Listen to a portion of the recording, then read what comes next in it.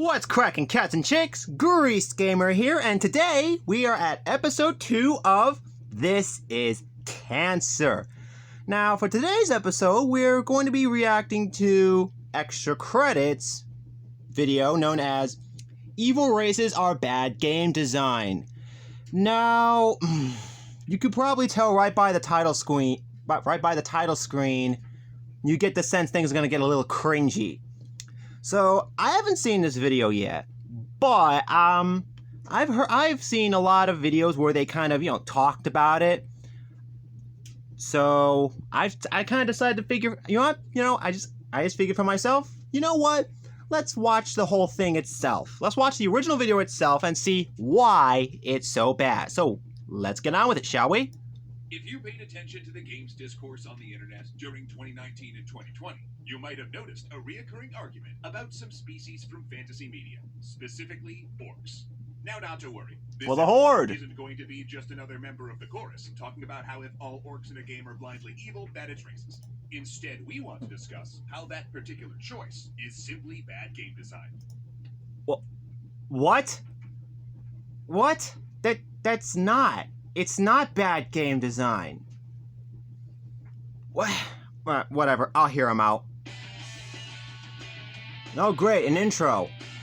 No video's complete without one. Thanks so much to Oh, NordVPN shit. for Fucking sponsoring today's capitalism. episode. To take control of your internet security, get a huge discount on a 2-year plan, and get 1 month free. Use code EXTRACREDITS at nordvpn.com/extracredits. Real quick up top. Thank goodness. James Mendez Hose, who guest wrote this episode. Thanks so much, Mendez. Much of the recent conversation on orcs points out that characterizing the whole species in your game as ugly, warlike, and malevolent might be harmful to real-world groups, regularly mischaracterized as ugly, warlike, and malevolent. How is that terrible exactly? However, this video isn't that. Though if you want thank goodness. Discussion, Mendez breaks it down wonderfully over on his website, and we'll have a link to that in the description. But here, we're going to talk about something related. Why characterizing a group like this in your game can be lazy at best, and at worst, actively harmful to the world you're creating. What? Designing a game's world and populating it with fictional species, a designer might be tempted to differentiate them from one another by certain inalienable qualities, like their moral alignment, violent versus peaceful, law versus chaos, good versus evil, and the like. Alright. Common trope in speculative fiction. Makes sense. Especially in the context of a game. Painting an entire species with the same moral brush actually weakens the entire thing. What? How? We're like a minute 30 into the video and you haven't really told us about how this blanket slate, you call it, on a race of people is harmful. You just repeated yourself a few times. It's really all you did. This idea that a certain subgroup, like race, nationality, or sex, has inalienable traits is called biological essentialism, or simply bioessentialism. And it's a valid way to talk about qualities like how many legs an animal has, or whether it can fly. But all too often, this concept gets misused in untrue statements, like pit bulls are a violent breed, men are more logical than women, or Asians are better at math. Now chances are, if it can... I'm sorry, but all of those examples you just gave me are bloody ridiculous. So that's a decent point, I guess. Game is said in the real world that the designers are avoiding these tropes because they aren't real, as multiple fields of societal and hard science can readily prove to you. But speculative fiction offers us an opportunity to reify or make real various things which don't exist, or to exaggerate things which do. Now, bioessentialism is a tempting idea in fantasy for some of the same reasons as it is in the real world. Because to our human minds, broad generalizations are comforting. No, they're not. No, they are actually not. Broad generalizations are not comforting. They're limiting. They reduce the world to simple cut and dry categories. All orcs bad, all elves good, root for these folks, not for these folks. But just like in the real world, bioessentialism can present problems in fiction as well, specifically a moral one. The idea that a sapient species can tend towards good or evil acts, or lawful or chaotic ones. Okay, I'm gonna have to stop you right there. J.R.R. Tolkien, the guy who wrote the Lord of the Rings books, the literal father of all orcs we know and love today, ring any bells? He literally stated that orcs are capable of redeeming themselves. So by judging by this image, you make it seem like orcs are unable to do that. So, get your fucking facts straight, guys. And that moral essentialism actually undercuts the greatest strength games can bring to storytelling: the player's own power to make meaningful, interesting choices and judgments for their characters, including moral ones.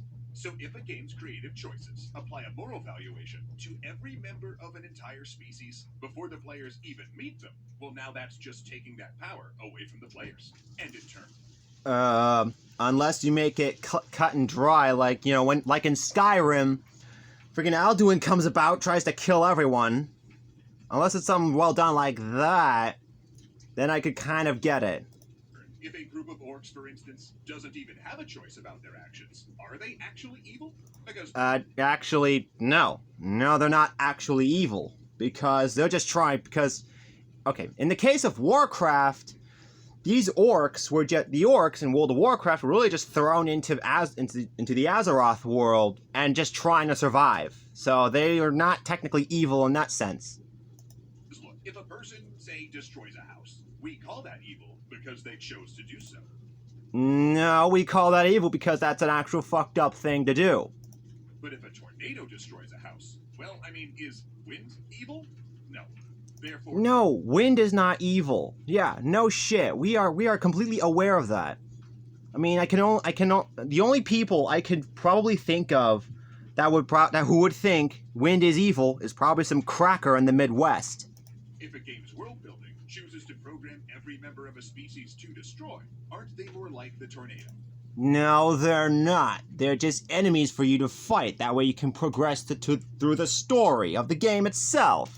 Now, if the player's characters are able to make moral choices, but an entire class of NPCs is inherently evil regardless of their choice, then the game is either telling the player that moral choices don't matter, or it's simply driving a wedge between the player's morality and the morality that applies to the rest of the world, Or the programmers are fucking lazy asswipes.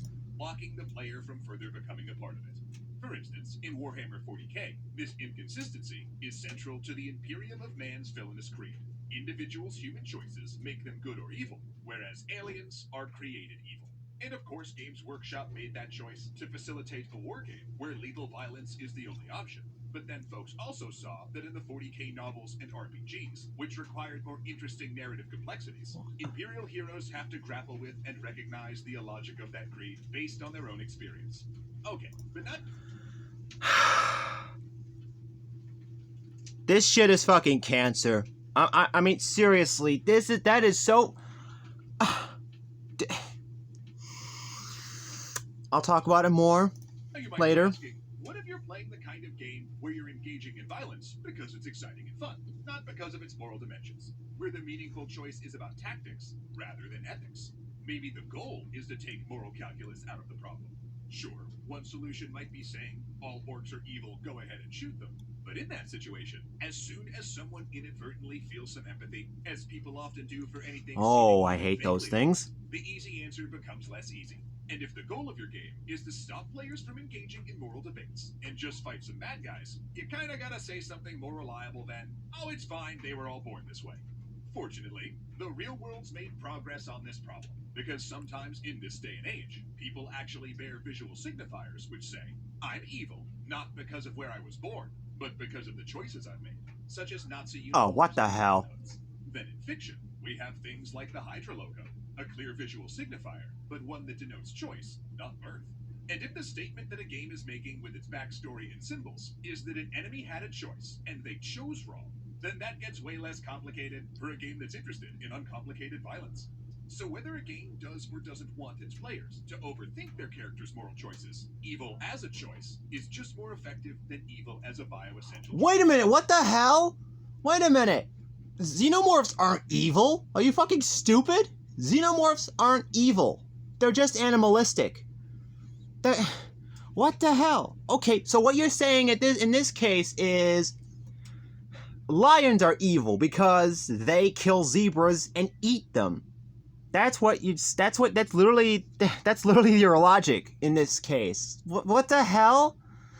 Whatever. And no one goes about with this whole how to evil thing. It's like, I mean, in a lot of cases, they they choose an organization, they think it's all grand and stuff, but then they get in way over their heads to where they literally cannot leave or they will get killed. Sounds a lot like the IRA now, doesn't it? But then, of course, if everyone wearing the evil team uniform happens to be an orc, or if every orc happens to have chosen Team Evil, the game wouldn't exactly be communicating that difference very well. Okay, have you ever played Elder Scrolls? Seriously, you can play as orcs. You can have an orc. You can create an orc character in the Elder Scrolls games. So, morality is not based on who you join.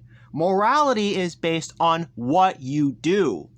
It depends on your actions. If you're a slave or a demon worshiper and you constantly go on genocides that make the blood god blush, then yeah, that's pretty evil. That's pretty fucked up. But if you're doing or if you're trying to do nice things for people, okay, fine. You're putting in the effort. See, that's good. See that's good morality right there. I hope I'm explaining this well because I'm just trying to get past the pain I am currently inflicting right now because holy shit, this is cancer. Alright, let's move on. A quick fix here would be to show some diversity in the evil team's hiring practices. For instance, What? evil humans and elves as well as orcs. Or conversely, introduce orcs who have chosen good and neutral as well as evil. And Oh yeah, that basically just reinforced my second point. People already do that! An example of a series getting better and better at this over time is Mass Effect. Because in the first game, Commander Shepard never meets a nice Batarian or a fun Geth. But then, spoiler alert, most of these evil species turn out to be as complex and interesting as the human ones as the trilogy progresses. Broad moral generalizations about species or culture not only doesn't make internal sense, but it also leads to less evocative, less rewarding worlds and games. What? Okay, so basically, if you have a bunch of mindless undead guys storming your castle, your whole thing isn't, hey, let's go talk to them. No, your instinct is kill them. They're going, we need to protect our families. It's like, yeah, duh. Of course you gotta kill these mindless undead creature things because they're killing your kids. Hello? We can solve that problem by following our best creative instincts to diversify, deepen, and complicate the worlds we create and its denizens. This way, players won't be incentivized to make snap judgments about our game's orcs or aliens or undead based on moral absolutes or body types. Instead, we'll all be driven to investigate, explore, and learn. Our players will invest themselves more in our games, and because they're human, ask the hard questions to push our design into even more enriching and unexpected places. Plus, maybe if we ditch this whole evil races line of thinking, if one day orcs or extra-dimensional horrors or even isekai protagonists pop out of a portal, they'll offer us humans the same courtesy. Alright. What the? Okay, so the moral in this video is, from what I've heard, is it's far more enriching to just make these evil creatures born that way than to have them choose to become this evil organization thing for reasons that are completely 100% subjective. What the hell is wrong with you, Extra Credits? I mean, okay, to be fair, you have a point here and there, but to an extent, we're basically doing a lot of those things you suggest we do already. Elder Scrolls and World of Warcraft has it to where you can still play as the Horde or the Alliance, but neither faction is good or evil because the Alliance has a few bad individuals. I mean, apparently after the first war in World of Warcraft, there was this big concentration camp filled with orcs. And their higher-ups were making... pardon me, had a belch. Anyway, and all these guys and all the guards and other people there were making money off of it because they were hosting orc fighting, freaking pit fighting rings. But the Alliance are good guys. Yeah, well, if the Alliance are good guys, then why are they exchanging orcs in pit fighting? Does that sound very good to you? Does it? So anyway, let's move on. I'd call that a win-win. Finally, I can pause this. Okay, wow. Okay, I knew this video was likely going to be cancerous, but goddamn, I am feeling I have at least, I don't know. Hold on, let me check my back. Oh, damn, that is one hell. I have a huge tumor on my back right now. Oh, damn, that's a big motherfucker. Oh, shit. Damn. Blart? Blart!